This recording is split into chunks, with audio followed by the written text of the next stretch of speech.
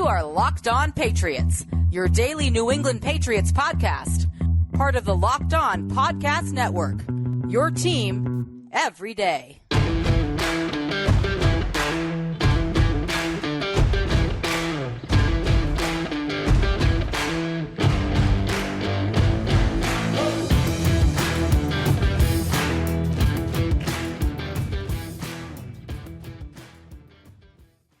Hello to all of you Foxborough faithful. Thank you once again for making Locked On Patriots a daily part of your New England Patriots coverage and also your first listen every day. Remember, Locked On Patriots is free and available on all platforms, including YouTube, so smash that subscribe button, download, subscribe to, and follow Locked On Patriots wherever you get your audio podcasts. Today's episode brought to you by FanDuel Sportsbook, official sportsbook of the NFL.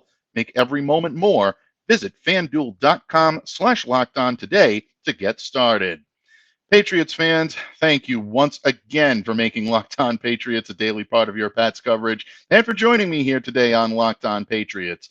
I'm your host, Mike Debate. I cover your Pats for Patriots Country of Sports Illustrated. So let me know what's on your mind. Drop me a line on Twitter at MDABATENFL. And while you're out there showing some love to the Twitterverse, please be sure to follow the Locked On Patriots account as well at LO_Patriots. Pats fans, as you can see if you're viewing on YouTube, once again, video problems rearing their ugly head, but fear not, folks. New webcam, new audio setup, new mic definitely coming. A lot of upgrades for Locked On Patriots. I'm extremely excited about it. I really want to thank all of you for hanging in there with me through some rough times in the AV department. But good news, folks. Help is on the way. And Pats fans, it is time to play tag throughout the NFL. The league's franchise tag window is open. And from now until March 7th, teams can designate a player to hold the franchise designation. And essentially what that means is it gives them a 1-year, fully guaranteed contract at a price set by the league median. Now, the tag isn't too popular here in New England. We all know the history. I'm going to run it down for you in just a little bit.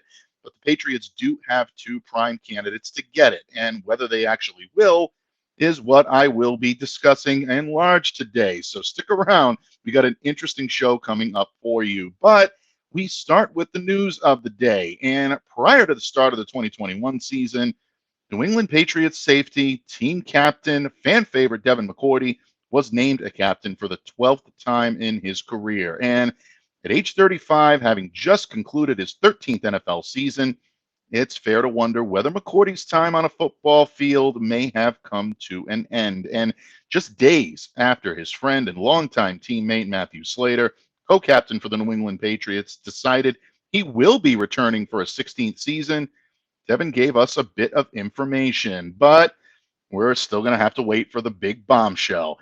During a recent appearance on the Patriots Report with Christopher Price, Devin said, "I've gone back and forth. Around early March, we'll start, me and my wife, decide and plan what the next year looks like."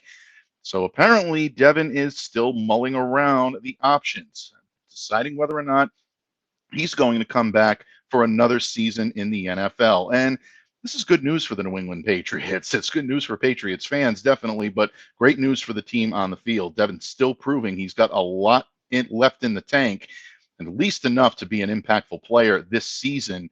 No question about it. And if he were very serious about wanting to hang them up, you have to think that he would have done it by now. Now, I'm not putting words in Devin's mouth here. He has every right to make whatever decision he will make. And I honestly believe that's exactly what he is doing. He's 50-50 right now. He's mulling all the ideas of retirement. He's also thinking about the fact that he still loves to play the game and that he'd love to come back. I think he's going to take this time, make a decision, and hopefully early March, we'll know the future of Devin McCourty in a Patriots uniform. And when the Patriots 2022 season came to a close back in January with their 35-23 loss to the Buffalo Bills at Highmark Stadium, you looked at the end of the road for this team. 8-9 record, outside the playoff picture for the second time in 3 years. You started to get the sense that maybe something was afoot with both McCourty and with Slater. atypical way for these guys to wind up the season. For McCourty, definitely. He punched his ticket to the playoffs with the Patriots in 11 of his 13 NFL seasons with them. But as he walked off the field in Western New York, I think all of us who cover the team, definitely, all of us fans out there that were watching, and really, I think a lot of national eyes as well, started to wonder whether or not this might be the final time we see Devin McCourty in a Patriots uniform. And Devin said it after the game. He says, I've never been in a position like that. Professional plans. I just think it's figuring out what makes me happy, what God has planned in my life going forward. Obviously, I still enjoy playing the game of football, but you can't do it forever. And he's right on that, folks. The guy that we all thought could play forever decided this was the right time for him to ride off into the sunset after briefly flirting with that idea last year. Tom Brady is now retired. So it really is the decision of the individual. Rob Gronkowski, he made the decision 2 years ago, flirted with it again a few years ago, came back, but these guys come to a realization that their life has to continue without football. Matthew Slater was not ready to make that commitment. It's unclear whether Devin McCourty will, but there's one thing that is clear is that even if we have seen the last of Devin in a Patriots uniform, his legacy is cemented without any question. Drafted in the first round of the 2010 NFL draft, stalwart in the Patriots defense, converted from cornerback to safety, a Rutgers guy. I mean, how much better could you possibly get in terms of a Bill Belichick resume than the one that Devin McCourty has? Really, just unbelievable. And I think developed into one of the most prolific on-field defenders and one of their most respected guys in the locker room. You ask around the younger players, even the older players, the veterans that come in here with established records from other teams. Devin McCourty is the one name that constantly comes up. He and Matthew Slater. I want to give Slate credit for that as well. But Devin is always a name that comes up as a player that guys look to for guidance, for support, for information, and really for direction on the field. This is one of the on-field play callers, one of the on-field directors of action that's going on in that defensive backfield.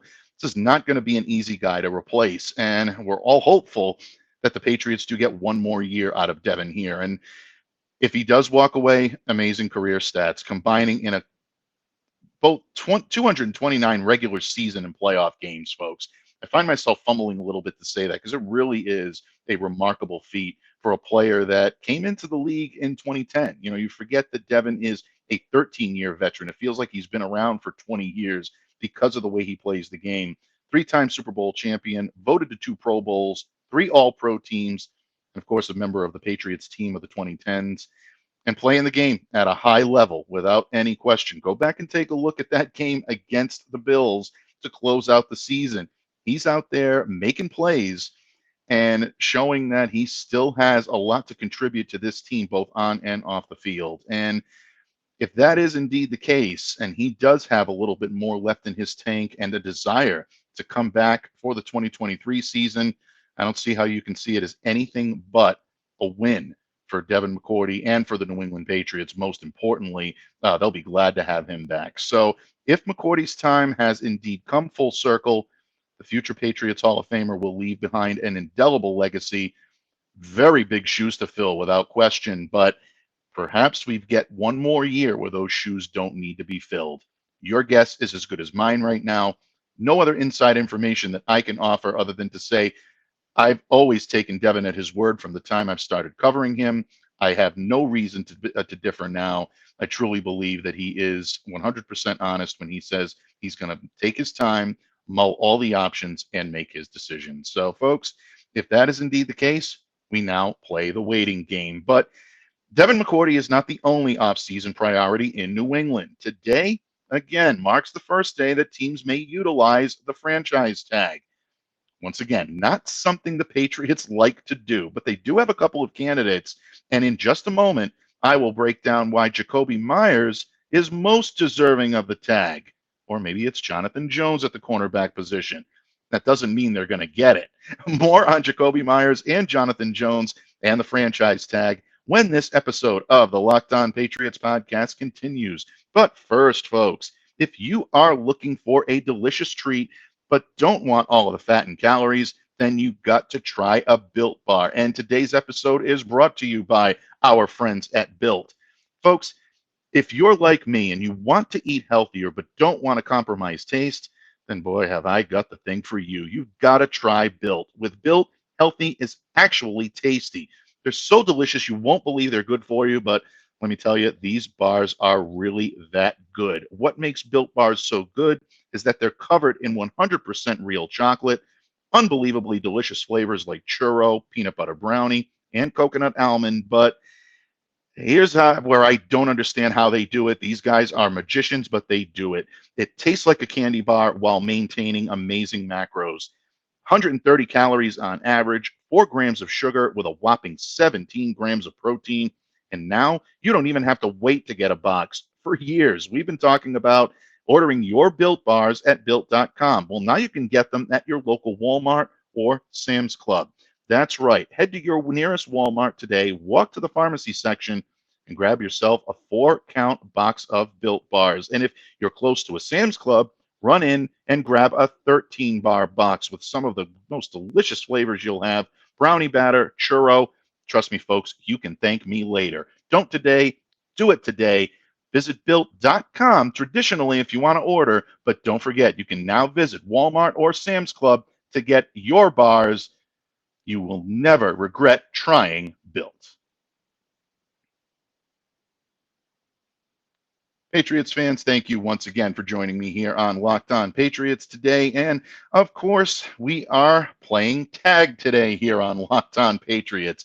Talked a little bit about Devin McCourty to open the show, and technically Devin is a candidate for a franchise tag, but with the longevity, with his time with the team, and plus his uncertainty, it's very unlikely the Patriots would use the franchise tag on Devin McCourty. You either use it on a player where you're looking to tag and trade, or you want to work out a long-term deal. Those are generally the reasons why you want to keep a player around. Or he's just so good, you can't envision him going anywhere else. You don't want to envision him going anywhere else, and you place the tag on. Now, Bill Belichick isn't afraid to use the franchise tag. The Patriots may not like to do it, but he's done it. He's applied it 10 times to 9 different players since he took the reins of this team in 2000. Keep in mind, the NFL average, about 5 times over that period. So for everyone saying Bill doesn't tag anyone, go back and take a look at the history. That's not accurate. But when you look at the window opening this Tuesday runs through March 7th, Pats are really, I think, unlikely to bring it out again. And I'll explain why I don't think this is the year that the Patriots are going to utilize it. First of all, they have the NFL's 7th most salary cap room. That allows them a little more financial flexibility. There are a lot of different ways in which the Patriots could free up some cap space in addition to the $34 million they're already sporting. And our good friend Miguel is warming up. You're going to see him on the airwaves very soon here on Locked On Patriots, so keep a sharp eye for that. I'll be reaching out to my good buddy, and I'm going to have him on very shortly to enlighten you on everything when it comes to Foxborough Finance. But I digress. Patriots also have an arsenal of draft picks, 11 overall. 3 of those are chosen in the top 100. So when you look at what this team is capable of doing, it doesn't really surprise you that the New England Patriots may not be eager to slap a franchise tag on a player simply to retain his services.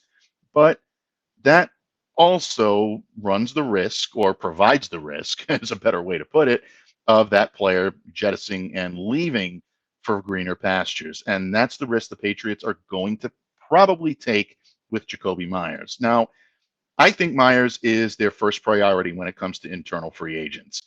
Undrafted rookie free agent, battled through a lot of injuries in 2022, but did start 13 of the 14 games he appeared in this season, and he led the team and set career highs with 804 receiving yards, 6 touchdowns, and finished second on the team with 67 receptions. Now, the argument against Jakobi, and I hear it all the time, is that he's not a prototypical wide receiver 1.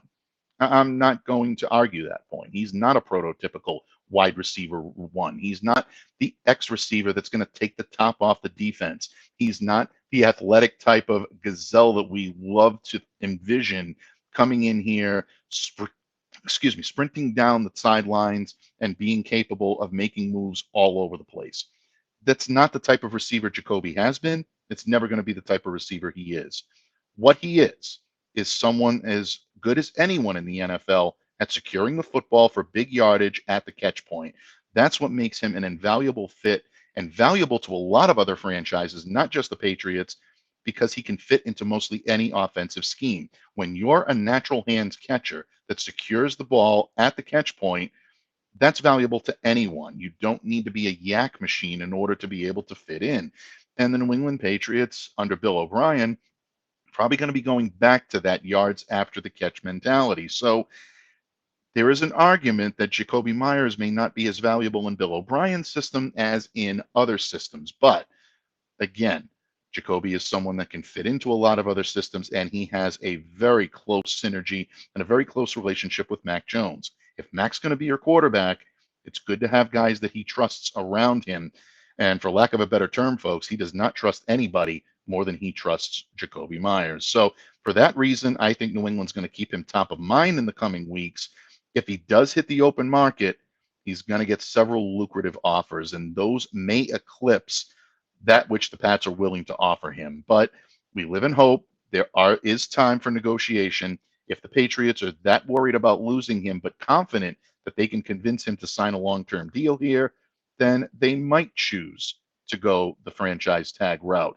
If they do, the franchise tag will cost the Patriots $19.74 million. That's the 14th highest paid receiver in the NFL. And that's something that would really be significant for the Patriots, who haven't shelled out for big wide receivers traditionally when it comes to free agency. They're not afraid to spend money at the position, but in terms of shelling out to retain their own free agents, that's a different story. If you tag the transitional tag of $17.9 million, it's still a little bit high for a player that led the team with only 67 catches and 6 touchdowns. But if the Patriots can't negotiate a long-term deal with Meyers, a tag and trade could be an option rather than risk losing him with no compensation at all. So it also could be a tip of the hand for the Patriots tagging Jakobi to admit that we're not going to work out a deal. So we want to try to get a trade in return, bring back a little bit of capital, even if it's minimal, rather than letting him walk out the door for nothing. And we've seen the Patriots try to upgrade at receiver lately. Nelson Aguilar, Kendrick Bourne coming in a couple of years ago. Nelson is right now a free agent. I don't expect the Patriots to re-sign him. Kendrick is under contract, and I do think he's going to have a bigger year and a more productive year under Bill O'Brien. And I'm interested to see what guys like Devontae Parker and Tyquan Thornton can do with 1 year under their belt in New England. Bottom line, folks, Jakobi Meyers is going to be a tough retention. I think the Patriots can do it, but I don't think it's going to be by the franchise tag. I'm fairly confident to say I don't believe he gets it unless the Patriots are using it to do a tag and trade. So not really that much of a bright picture when it comes to Jakobi Meyers and the franchise tag, folks. I apologize for being a little bit down on this, but if they aren't going to go offense, might defense be a possibility? The Patriots have a clear need at cornerback, and Jonathan Jones played pretty well in 2022. Was it enough to warrant his franchise tag? Well, that's something that the New England Patriots must decide, and I'll give my opinion on in just a moment when this episode of the Locked On Patriots podcast continues. But first, folks, today's episode brought to you by our friends over at FanDuel Sportsbook. The midway point of the NBA season is here, and now is the perfect time to download FanDuel, America's #1 sportsbook, because new customers get a no-sweat first bet up to $1,000. That's bonus bets back if your first bet doesn't win. Just download the FanDuel Sportsbook app. It's safe, it's secure, super easy to use, and then you can bet on everything from the money line to the point scorers and threes drained. Plus, FanDuel even lets you combine your bets for a chance at a bigger payout with a same-game parlay. So don't miss the chance to get your no-sweat first bet up to $1,000 in bonus bets when you go FanDuel.com/LockedOn. That's FanDuel.com/LockedOn to learn more. Make every moment more with FanDuel, an official sports betting partner of the NBA. Patriots fans, thank you once again for taking time out of your busy schedule to join me here on Locked On Patriots. We're talking franchise tags because it's the New England Patriots and the 31 other NFL teams ready to go tagging. And this is something that I think a lot of people are intrigued by when it comes to what the Patriots may do, even though the tag is something the Patriots haven't used in quite a while, or at least used to their long-term advantage in quite a while. Earlier in the segment, I talked about Jakobi Meyers, and I know I was kind of down about Jakobi's prognosis about getting the tag or remaining in New England long term, but Jonathan Jones to me is an interesting case. If the Patriots were to go defense, obviously he is clearly the biggest Patriots free agent on the defensive side of the ball. He went from being one of the best slot corners in the league to being a pretty good option on the perimeter, especially when it came to J.C. Jackson having left via free agency. And then you've got Jalen Mills spending the season pretty much injury riddled and not seeing the field as much as he would like. Stats wise, pretty decent season for Jonathan. 69 total tackles, 4 interceptions, one of which he took back for a touchdown, and 3 forced fumbles. So once again, an important part of the New England Patriots defense, one the Patriots would love to have back. But if you sit down and you think about it objectively, you know the team is probably looking to upgrade at cornerback this offseason. I think they're in the market, or at least thinking about adding a player that can be a true number one to that equation. But bringing someone like Jonathan Jones, who's only 29 years old, back to the fold would still be in the Patriots' best interests.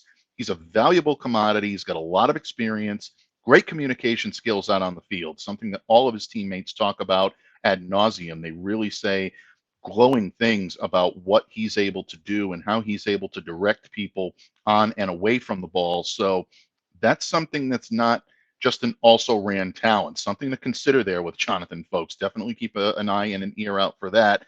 And he's got positional versatility. Once again, he can play on the outside. We know we saw him do it last year, but he's also one of the more valuable slot corners in the league. So again, with Devin McCourty considering retirement, at least at this point, having someone that's capable of communicating and providing leadership in the defensive backfield is something you know the Patriots would want to retain. The problem is that Jones is going to command $18.14 million on the franchise tag. That is the 9th highest paid cornerback salary in the NFL right now. Because of that, and because of the needs that the Patriots have at other positions like the offensive line, like wide receiver, maybe bringing in a veteran running back to help a little bit with the development of Pierre Strong and Kevin Harris, you have to think that the Patriots are going to be a little bit more conservative when it comes to bringing someone like Jonathan back. If they're going to pay that kind of money for a cornerback, you have to think it's going to be for someone at a top flight level to play that number one position. And as much as I love John, I'm not seeing the number one type of status coming from him here that maybe he may be able to find elsewhere in the league. I do think Jonathan's one of the more talented corners I've ever covered here. Would love to see him come back, but I think business rears its ugly head here. And because of that, I think this offseason is going to be very difficult for the Patriots to apply the tag. Personally, I don't expect them to do so. And if you take a look back at the history of the franchise tag with the Patriots, they've done it very selectively. Adam Vinatieri got it twice under the Bill Belichick era, 2002, 2005, before he ended up leaving for the Indianapolis Colts. Some of the other guys that have gotten the tag, to Bucky Jones, that was the first time that Belichick issued a tag and trade. He got 3 draft picks from the Saints for Bucky's services. That was a pretty good move by Bill Belichick. Of course, we all know about Asante Samuel, an all-pro season under the tag, and then he signed with the Philadelphia Eagles next spring. Matt Castle, the year of Tom Brady, that was all, a difficult situation there. We knew that he was likely on his way out, tag and trade, going over to the Kansas City Chiefs. That 34 overall pick that he got in return for that, Patriots ended up parlaying that into Patrick Chung. So not a bad move there. Vince Wilfork came in. He got the tag in 2010. Logan Mankins, Wes Welker. These were all guys that had the ability to play under the franchise tag. But in the last 10 years, and this to me is where the Patriots' history really comes into full circle and really becomes clear. They've applied it only twice in the last 10 years. To me, that's a little bit more indicative of what they're doing now, how they're running this team now. Stephen Gostkowski in 2015, just before training camp, they agree on a 4-year deal. So that had a long-term implication for the Patriots. Gostkowski gets tagged. They work on a deal, and then they end up working on a 4-year extension. So that worked out about as well as you could possibly hope for by bringing him in. Joe Thuney was the only other player to get that in 2020. I was surprised that Joe Thuney got the franchise tag. He played on the tag in New England that year, signed in free agency with the Kansas City Chiefs. And last week, it's pretty hard to argue with the results. He won a Super Bowl with Patrick Mahomes and the Chiefs last week. So Thuney definitely utilized that year under the franchise tag to parlay that into big money the following year. Are the Patriots going to do the same with someone like a Jakobi Meyers or a John Jones? Are they really going to shock everybody and franchise tag Isaiah Wynn? I don't think that's happening. I think Isaiah's bags are already packed. Again, no inside information. That's my opinion. But I just don't see the players on the roster this year that are going to warrant the Patriots using the franchise tag. But that's my opinion. I would love to hear what you think of the franchise tag and whether the Patriots have anybody on the roster that you would consider using it on. If not, who would you like to see them pursue on the open market in free agency? We're going to continue to be talking about that. And starting tomorrow here on Locked On Patriots, we're going to be talking about the future each and every day. And the hot story right now is whether or not quarterback Mac Jones is going to be on the trading block. The classy one herself, the Countess of Clairvoyance, joins me, and it's going to be all about the clairvoyance. Claire and I are going to be talking about the future prospects of Mac Jones on this roster and why we either feel he's staying put or why we feel he may be on his way out of town. Do not miss this one tomorrow, folks. You're definitely going to love this next episode of Locked On Patriots. And for those of you viewing on YouTube right now, yes, we will be back on camera on Wednesday. So thank you very much, all of you, for continuing to make Locked On Patriots a daily part of your New England Patriots coverage and also your first listen every day. On behalf of all of us here at Locked On Patriots, continue to stay safe, stay well, be the change that you wish to see in the world. Have a great day, everyone, and we'll see you tomorrow right here on Locked On.